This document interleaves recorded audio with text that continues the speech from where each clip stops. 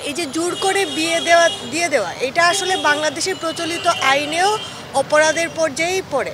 এটা কোনো সামাজিক বিচার না, এটা সামাজিক হেনস্থা বলা যায়। দুজন প্রাপ্তবয়স্ক নারী পুরুষ যদি একত্রে ঘুরতে যায় বা কোথাও অবস্থান করে, এটা ওনারা করতে পারে। আমরা যখন ঘুরতে যাই অনেক সময় যে আমাদের বন্ধু থাকে, সে আমাদের প্রেমিকাও না। গতকালকের যে ঘটনাটা সিলেটে ঘটেছে, এই ঘটনায় আমরা খুবই উদ্বিগ্ন বোধ করছি। যেই তরুণ তরুণীরা ঘুরতে গিয়েছিলেন, ঘুরতে যাওয়া, একসাথে সময় কাটানো, এটা একজন মানুষের একান্তই ব্যক্তিগত বিষয়। এখন প্রাপ্তবয়স্ক মানুষ কোথায় সময় কাটাবে, কোথায় ঘুরতে যাবে, সে ব্যাপারে আসলে অন্যের হস্তক্ষেপ করার খুব একটা সুযোগ থাকে না। তারা যদি কোনো অপরাধমূলক কাজের সাথে যুক্ত থাকেন, তাহলে সেক্ষেত্রে আইনি সহায়তা নেওয়া যেতে পারে। কিন্তু এই যে জোর করে বিয়ে দিয়ে দেওয়া এটা আসলে বাংলাদেশের প্রচলিত আইনেও অপরাধের পর্যায়েই পড়ে।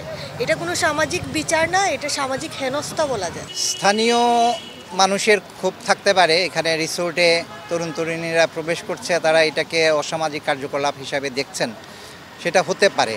কিন্তু এই ক্ষেত্রে আইন নিজের হাতে তুলে কোনো প্রতিষ্ঠানে হামলা করা, বিশেষ করে এই তরুণ তরুণীদেরকে যেভাবে তাৎক্ষণিকভাবে বিয়ে দেয়া হলো, এই একদিনের অপরাধের জন্য তাদের সমস্ত জীবনকে এইভাবে মানে বিষিয়ে তোলার মতো একটা পরিস্থিতি তৈরি করা হলো। গতকালকের এই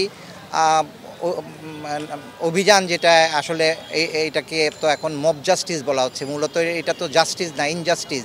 আইন হাতে তুলে নিয়ে এখানে প্রশাসনকে নিয়ে যাওয়া উচিত ছিল, পুলিশের উপস্থিতিতেই পরে নাকি বিয়ে দেয়া হয়, যা আসলে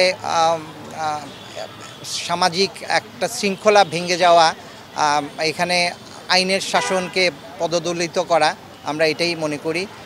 গতকালকে যা হয়েছে এটা কোনোভাবেই আমাদের সিলেটের সুনাম কোনো পক্ষই অক্ষুণ্ণ রাখেননি। আসলে ওনারা যেটা করেছেন এলাকাবাসী, এটা তাদের করার কোনো এখতিয়ার নাই। আমি মনে করি দুজন প্রাপ্তবয়স্ক নারী পুরুষ যদি একত্রে ঘুরতে যায় বা কোথাও অবস্থান করে, এটা ওনারা করতে পারে।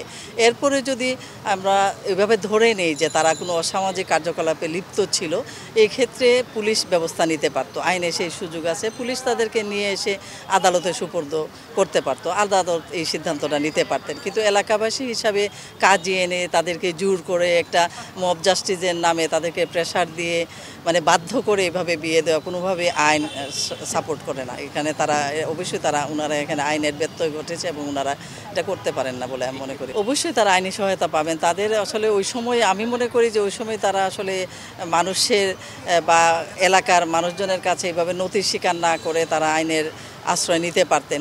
শুনেছি ওইখানে পুলিশ ছিল, আমার মনে হয় যে আইনশৃঙ্খলা রক্ষাকারী বাহিনীও যথাযথভাবে তাদের দায়িত্বটা পালন করতে পারেনি। এই জন্যে ওনারা হয়তো এক পর্যায়ে বাধ্য হয়েছেন এই কাজটা করতে। এটা মোরাল পুলিশিং, এটা রাষ্ট্রযন্ত্রের জন্য হুমকি স্বরূপ। প্রথমত হলো, এখানে যদি কোনো আইনের ব্যত্যয় ঘটে থাকে তাহলে আইনশৃঙ্খলা রক্ষা বাহিনী তার ব্যবস্থা নেবে, কিন্তু তা না করে জোরপূর্বক এখানে ধরে বিয়ে দেওয়া, এটা সম্পূর্ণ আমাদের প্রচলিত আইন কিংবা আমাদের রাষ্ট্র ব্যবস্থার বিরুদ্ধে এই অবস্থান। আমরা মনে করি যারা এই ঘটনা ঘটিয়েছে তারাই মূলত আইনের ব্যত্যয় ঘটিয়েছে এবং এটা মোরাল পুলিশিং। এই মোরাল পুলিশিং রাষ্ট্রযন্ত্র এবং সামাজিক একটি ব্যাধি, তার বিরুদ্ধে এই যারা ঘটনার সাথে যুক্ত তাদেরকে আইনের আওতায় আনা উচিত। আমরা অবশ্যই প্রতিবাদ জানাচ্ছি এই ধরনের ঘটনা। এর আগে আমরা মব কিলিং দেখেছি, মব জাস্টিস দেখেছি, আমরা তার বিরুদ্ধে প্রতিবাদ করছি। আজকের ঘটনা এটা একটা মোরাল পুলিশিং, তার বিরুদ্ধে আইনগত প্রতিকার করা উচিত রাষ্ট্রযন্ত্রের। আসলে গতকাল যে বিষয়টি ঘটছে সেটা অনলাইনের মাধ্যমেই দেখা, তো যখনই চোখে পড়লো যে বিক্ষুব্ধ এলাকাবাসী তাদেরকে আসলে বিয়ের ব্যবস্থা করছে, এটা খুবই আশঙ্কাজনক। এবং আমরা এই আশঙ্কা রাখি যে আমরাও তো আসলে দলবদ্ধ হয়ে ঘুরতে যাই, বন্ধু বান্ধব সংগঠনের নেতাকর্মী মিলে। এই ধরনের আশঙ্কা, অর্থাৎ পৃথিবীর কোথাও আসলে এই ধরনের নিয়ম আছে বোধহয় আমাদের মনে হয় না।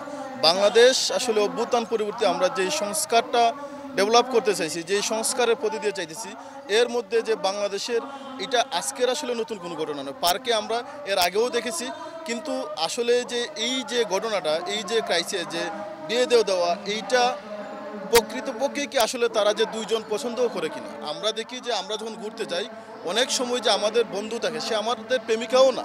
কিন্তু এই যে এই যে একটা মবের মাধ্যমে বিয়ে দেওয়ার এই সংস্কৃতি, আসলে এটা যদি এই মুহূর্তে ডেভেলপ হয়, আমরা কোনোভাবেই আসলে এই যে একটা বাংলাদেশ যে সুন্দর বাংলাদেশ বিনির্মাণ আমরা করতে পারতেছি না। এবং আমরা যদি মনে করি যে পর্যটনরা অবশ্যই সিলেটে আসার এই ধরনের আর স্পৃহা ও পোষণ করবে না, এবং শুধু সিলেটের না, এই ধরনের যে বিচ্ছিন্ন ঘটনা সারা বাংলাদেশের জন্য আর না ঘটে, অন্তর্বর্তীকালীন সময়ে যারা উপদেষ্টা হয়েছেন, যারা ছাত্র বান্ধব উপদেষ্টা হওয়ার চেষ্টা করছেন, তাদেরকে যেন এই সুদৃষ্টি রাখে।